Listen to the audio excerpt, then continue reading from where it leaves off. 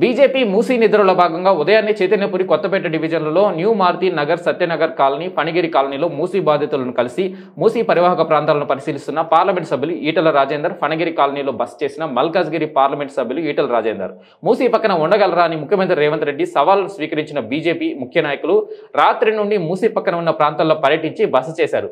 వారితో కలిసి భోజనం చేశారు. ఈ రోజు ఉదయం కాలనీ వాసులతో కలిసి మూసీ పక్కనే ఉన్న కాలనీలో అల్పాహారం చేసిన ఈటల కాలనీ వాసులతో కలిసి మాటా మంత్రి నిర్వహించిన ఈటల ఎంపీ ఈటల రాజేందర్ కామెంట్స్. పేదలతో గోక్కున్నోడు ఎవడు ముందులా పడలేదు. ఎక్కడ పోతావు రేవంత్, నీకు అధికారం ఇచ్చింది 5 ఏళ్ల కోసమే, అప్పుడే సంవత్సరం అయింది. మిడిసిపడకు. నీ అధికారం, హోదా, ఆస్తులు, అంతస్తులు నువ్వు పోయినప్పుడు నీ వెంటరావు. మంచి పేరు తెచ్చుకో, కానీ ఈయననా అనిపించుకోవద్దు. ప్రజల ఆశీర్వాదం తెచ్చుకో. నేను రాజకీయాల కోసం మాట్లాడడం లేదు. 25 ఏళ్లుగా తెలంగాణ ప్రజల దుఃఖాన్ని చూసిన వాడిగా మాట్లాడుతున్నా. మల్లన్న సాగర్ బాధిత రైతులు అడ్డ మీద కూలీలుగా మారారు. ఎయిర్పోర్ట్ కి భూములు ఇచ్చిన వారు అదే ఎయిర్పోర్ట్ లో టాయిలెట్స్ కడిగే దుస్థితి వచ్చిందని వాపోతున్నారు.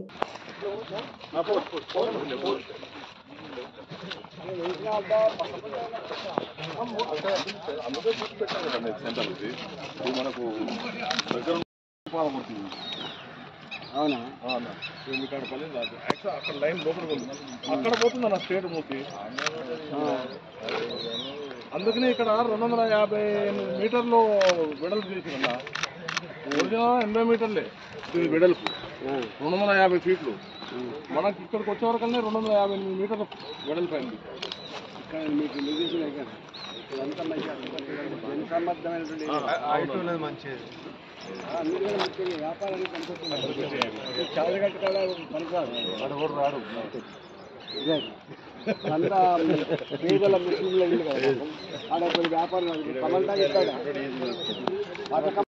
కాలనీ ఫ్లాట్ ఉంటే చెట్టు ముడిచినాయి. నేను జేసీ పిలిచిన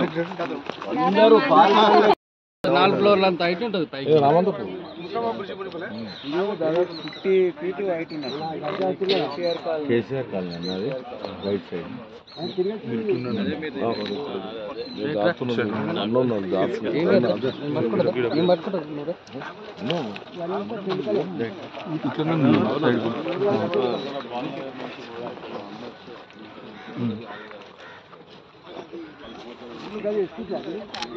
అది కాదన్నా, అది కూడా ఎస్టీపీ అన్న. ఇక్కడ ఇప్పుడు ఈ కనబడుతున్నాయి కదన్నా, అక్కడ ఈ పెంకల ఎర్రై అక్కడ దాని అవతల ఉంది ఎస్టీపీ. గణేష్ చేస్తలేదు.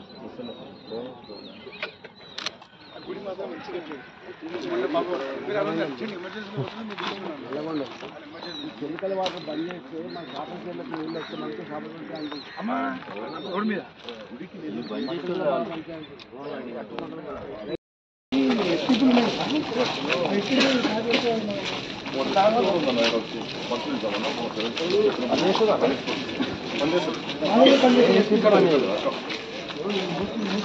ఉన్నప్పుడు ఎస్టీపీ కదా వర్క్ చేయాల్సింది.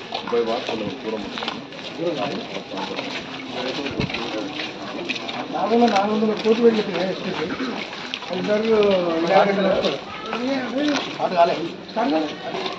పోయిన ప్రభుత్వం, గత ప్రభుత్వంలోనే ఉంది.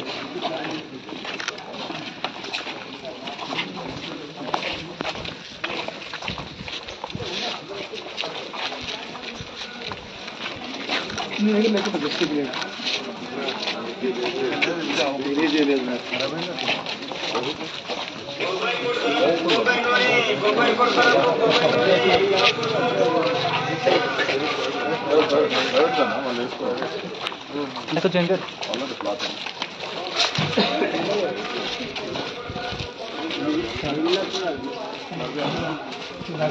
ఏం చేస్తున్నా తుమ్మలకి వచ్చింది. అది తుమ్మలు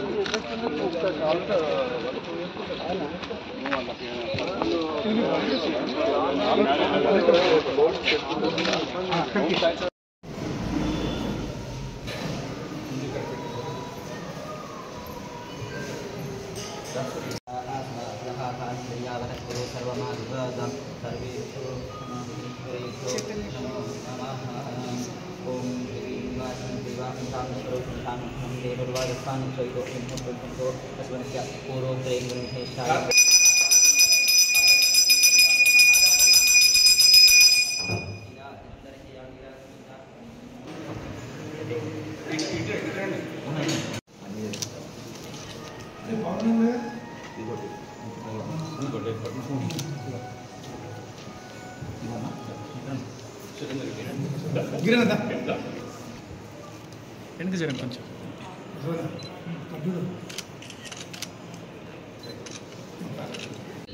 వస్తామని చెప్పు.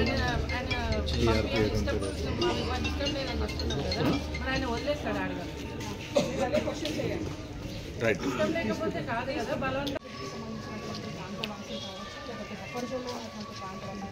ఓవరాల్గా మూసీ ప్రాంతాలకు సంబంధించి ఖచ్చితంగా మేము ఎన్ని బుల్డోజర్లు వచ్చినా సరే ఖచ్చితంగా వాటిని అడ్డుకుంటాము. ఇక్కడ ఉన్నటువంటి మూసీ ప్రాంత ప్రజలకు ఖచ్చితంగా భరోసాగా ఉంటామంటూ కూడా ఇక్కడ రాజు రంగంతో కలిసి చెప్తున్నాం.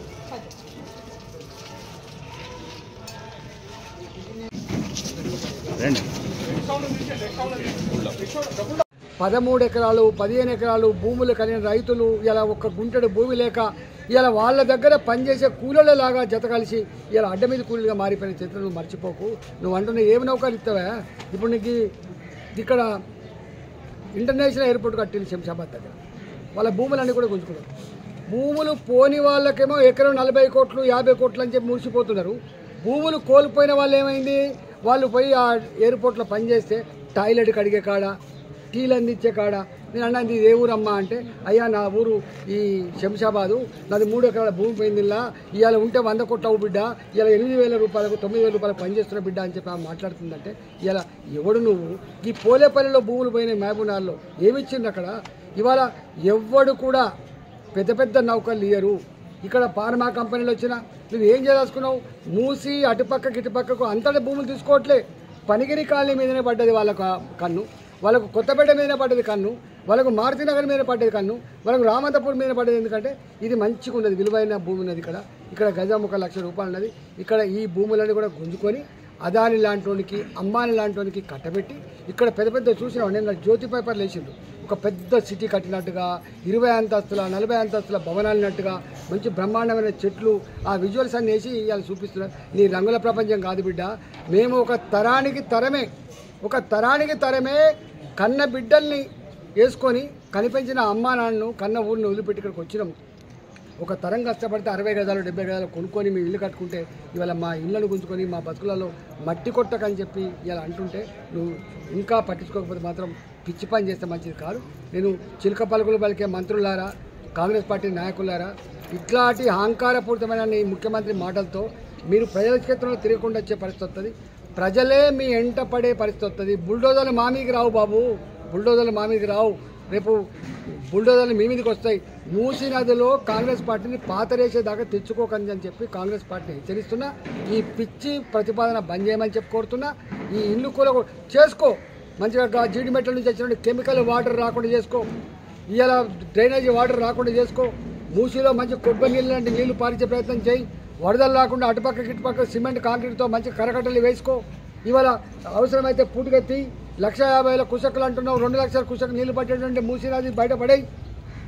గట్ట చేయి కానీ ఈ పిచ్చి పని చేస్తే ఏమొస్తుందని చెప్పి రేవంత్ రెడ్డి నువ్వు ముఖ్యమంత్రి కావచ్చు కాక కానీ నువ్వు నిజాం సర్కారు కాదనే విషయం మర్చిపో.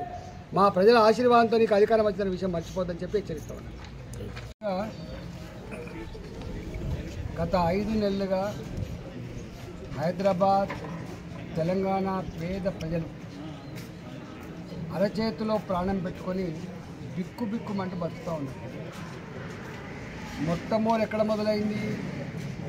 హైదరాబాద్లో ఉన్నటువంటి చెరువుల పక్క పంటి కట్టుకున్నటువంటి బస్తీలు కావచ్చు, పేదలు కొనుక్కొని కట్టుకున్నటువంటి ఇళ్ళు కావచ్చు, హైడ్రా పేరిట నోటీసులు లేకుండా కనీసం సామాన్లు తీసుకుపోతాం మీ కాళ్ళు మొక్కుతామని చెప్పి కాళ్ళ మీద పడ్డప్పటికి కూడా బూటు కాళ్ళతో తన్ని ఆ ఇల్లు కూలగొట్టినటువంటి తీరు యావత్ తెలంగాణ ప్రజానికంలో ఒక ఆందోళన మొదలైంది. ఈ ముఖ్యమంత్రి పేదల కోసం, ఈ ముఖ్యమంత్రి ఏదో ఉద్ధరిస్తారని చెప్పి మేము ఓట్లేస్తే ఈ ముఖ్యమంత్రి వాళ్ళకం చూస్తూ ఉంటే పేదల ఇల్లు కూలగొట్టి గూడు లేకుండా చేసి ఇవాళ మా బతుకుల్లో మట్టి కొడుతున్నటువంటి భావన అప్పుడే వచ్చింది. నేను 4-5 నెలలుగా అనేక చెరువుల దగ్గర తిరిగినా. అది షెఫిల్గూడ చెరువు కావచ్చు, అది అల్వాల్ చెరువు కావచ్చు, బోయినపల్లి చెరువు కావచ్చు, కూకటపల్లి నల్ల చెరువు కావచ్చు, ఇవాళ 70 ఏళ్ళ క్రితం కట్టుకున్న ఒడ్డెర కాలనీ జొన్నల బండ కావచ్చు, ఎక్కడికి పోయినా ఒకటే మాట, బిడ్డ మేము 70 ఏళ్ళ నుంచి ఉన్నాం బిడ్డ, మేము 50 ఏళ్ళ నుంచి ఉన్నాం బిడ్డ, మేమంతా 60 గజాలు 70 గజాలు ఇళ్లల్లో పనిచేసుకొని కూరగాయలు అమ్ముకొని మా సర్వస్వాన్ని ఇక్కడ పెట్టుకున్నాం బిడ్డ అని చెప్పి వాళ్ళు ఏడుస్తున్న తీరు నిజంగా బాధేసింది. మేము మొదట్లో మాట్లాడిన నాడు ఎవరు రిస్కులకు రాలేదు, కానీ ఒక నెల 15 రోజుల తర్వాత వాళ్ళ ఏడుపు వాళ్ళ కన్నీళ్ళు సమాజానికి ముట్టి యావత్ ప్రజానికమంతా కూడా వాళ్ళకు సాలిడారిటీ చెప్పిన తర్వాత ఆ దుర్మార్గపు ఆలోచనకి తోక ముడిచిండు రేవంత్ రెడ్డి. ఆ తదుపరి వెంటనే మళ్ళీ మూసి ప్రక్షాళన తెచ్చాడు. మూసి ప్రక్షాళన అనేది ఒకవైపేమో ఎవడన్నాడు 1,00,00,000 కోట్ల రూపాయలు, ఆయనే స్వయంగా ఈ మూసీని 1,50,000 కోట్ల రూపాయలు పెట్టి లండన్ నగరంలో ఉన్నటువంటి తేమ్ నదిలాగనో లేకపోతే మొన్న వాళ్ళ మంత్రులు ఎమ్మెల్యేలు ఏ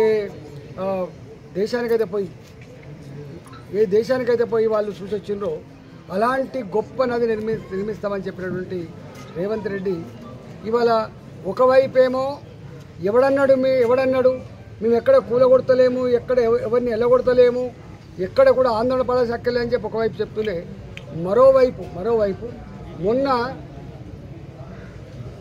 140 కోట్ల రూపాయలు డిపిఆర్ కోసం ఇచ్చిన ఆ రిపోర్ట్ వస్తుందని చెప్పి ఒకవైపు చెప్తున్నాడు. మొన్న నల్లగొండ జిల్లా రైతాంగాన్ని రెచ్చగొట్టే ప్రయత్నం చేసి హైదరాబాద్లో ఉన్నటువంటి బస్తీ వాసులు అడ్డుకోవడం వల్లనే మూసి ప్రక్షాళన జరుగుతలేదు. నేను 3 నెలలే పనిగిరి కాలనీ కావచ్చు, మారుతినగర్ కావచ్చు ఇక్కడ తిరుగుతున్నప్పుడు ఎంత భయంకరమైన సత్యాలు బయటకు వస్తున్నాయంటే, మీరు ఇప్పుడు షూట్ చేసుకోండి, ప్రతి ఇంటి యజమాని కోర్టుకు పోయి 20,000 30,000 రూపాయలు ఖర్చు పెట్టుకొని 50,000 ఖర్చు పెట్టుకొని మా ఇల్లు కూలగొట్టొద్దని చెప్పి స్టే తెచ్చుకున్నారు వాళ్ళు. ఇక్కడ గతంలో ఎవరైతే ఇళ్లలో కిరాయిలకు ఉండేదో కిరాయిదారులంతా కూడా ఖాళీ చేసి వెళ్ళిపోయింది. కిరాయి మీదనే బతికే కుటుంబాలు ఏవైతున్నాయో వాళ్ళు రోడ్ల మీద పడ్డారు.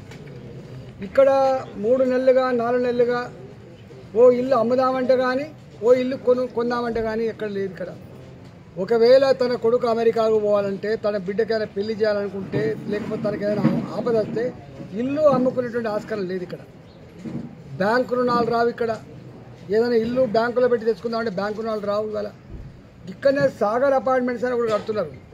సాగర్ అపార్ట్మెంట్స్ వాళ్ళు 3 సంవత్సరాల క్రితం అందరూ అడ్వాన్స్ ఇచ్చిండ్రు, సగం డబ్బులు కట్టిండ్రు, అది ఇవాళ పూర్తి అయిపోయింది.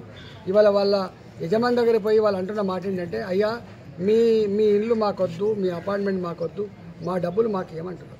ఆ ఇన్వెస్ట్ చేసినటువంటి ఇన్వెస్టర్ ఎక్కడి నుంచి తెచ్చిస్తారు? ఆయన మాట ఏంటంటే, నాకు మరో మార్గం లేదు సారు, ఆత్మహత్యనే చేసుకోవాలి, లేకపోతే నేను ఇళ్ళన్నా అమ్ముకోవాలి తప్ప వేరే మార్గం లేదని చెప్పి మాట్లాడుతున్నాను. అంటే ఇట్లా ఇక్కడ పనిగిరి కాలంలో ఇప్పటిదాకా ఆయన అంటుండే పూర్ణం ప్రభాకర్ గారు మేము బలవంతంగా చేస్తలేమని చెప్పి, ఇక్కడనే గీత అంటే ఆమె ఉన్నది, ఆమె ఇంటర్వ్యూ తీసుకోండి, 9 నెలల గర్భవతి ఆమె అన్న ఒక మాట ఏంటంటే, అంటే మనిషి అంటోని చెల్లింపజేస్తుంది. నాకు డెలివరీకి ఇంకా 3 రోజుల డేట్ ఉన్నది, నేను నా ఇంట్లో డెలివరీ అవుతా, ఒక 1 మంత్ టైం ఇవ్వండి వెళ్ళిపోతా అని చెప్పి బలవంతంగా నెట్టేసి 1 రోజు లేదు గిల్ రోజు లేదు, నువ్వు కనుక వెళ్ళకపోతే ఇంత డబుల్ బెడ్రూమ్ కూడా రాదు అన్న మాట. అది ఆ పక్కకే ఉంటుంది ఒక ఆమె పేరు నాకు సంధ్యారాణి ఖాళీ చేసేపోయింది మొత్తం. సంధ్యారాణి ఖాళీ చేసుకొని పోయింది. పోతుంటే కాలనీ వాసులు అడ్డుకొని పోలీసులు ఏం చేయలేరు, గవర్నమెంట్ ఏం చేయలేదు, మేము ఉంటాం మీకు అండాలని చెప్పి మళ్ళీ సామాన్లు దించిపిచ్చి అక్కడ ఉంచారు. ఇంకొక ఆమె టైలరింగ్ చేసుకొని బతుంది, ఆమె భర్త లేడు పాపం.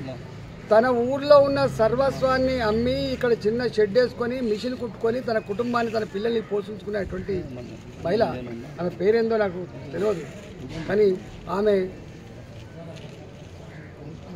ఏడుసుడు అంటే మామూలు ఏడుసు కాదు. ఇక్కడ ఒక ఆయన పెట్రోల్ పోసుకుని మహేష్ అనే అబ్బాయి, ఒకవేళ మీరు మా ఇల్లు కూలగొడితే పెట్రోల్ పోసుకొని చచ్చిపోతా అని చెప్పి మహేష్ అంటేనే పెట్రోల్ పోసుకున్నాడు. అంటే ఒక ఆయన పెట్రోల్ పోసుకున్నాడు, ఒక ఆయన ఉరేసుకొని చచ్చిపోతా అంటుండు. ఇక్కడ ఈ బాధను భరించలేక లక్ష్మమ్మ, ఆమెకు హార్ట్ ప్రాబ్లం వస్తే హాస్పిటల్లో ట్రీట్మెంట్ ఇప్పించింది కాళీవాసం. యాదిరెడ్డి అని చెప్పి ఇంకొక ఆయనకు బ్రెయిన్ స్ట్రోక్ అత్త వచ్చేసారు. వీళ్ళు అంటున్న మాట ఏంటంటే, సరే మీరు రాకముందు బిక్కుమంటూ బతికినాం, ఇవాళ కొంచెం ధైర్యం వచ్చింది, కానీ మళ్ళీ ముఖ్యమంత్రి గారు నెల రోజులలో మూసి ప్రక్షాళన మొదలు పెడతాం, బీజేపీ నాయకుల మీద బుల్డోజర్లు ఎక్కిస్తాం, ఎవడు అడ్డం వచ్చినా ఊరుకునే లేదు, ఏ రాజేందర్ నీకు పిచ్చి కుక్క కడితే చచ్చిపోతామని చెప్పి ఎప్పుడైతే హెచ్చరికలు చేస్తూ ఉండవు. ముఖ్యమంత్రి కాబట్టి ముఖ్యమంత్రి దగ్గర అనేక రకాల హంగులు ఉంటాయి కాబట్టి అవి విన్నప్పుడల్లా ఏమవుతుందంటే వీళ్ళ గుండెల్లో రైలు పరిగెత్తున్నాయి.